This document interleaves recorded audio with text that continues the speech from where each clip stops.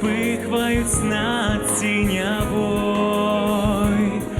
до пляжа моего притулися золотою своей головой.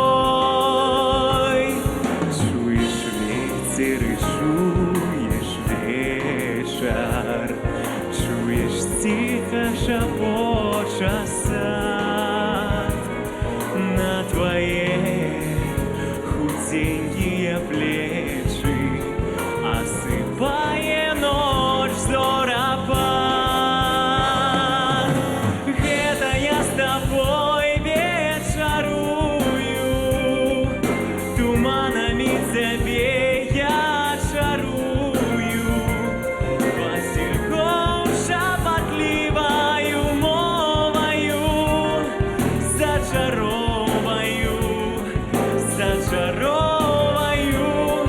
заколыхаю я тебе.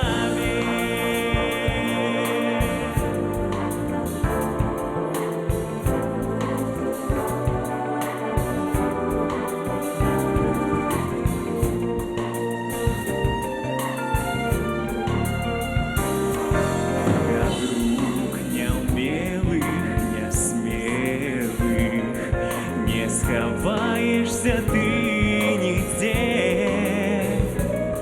Полня белая, яблоком спелым, на долони твоей упаде. Ты шепнешь мне отчаянные словы, что шептал тебе вчора я. Вечеровая, зачарованная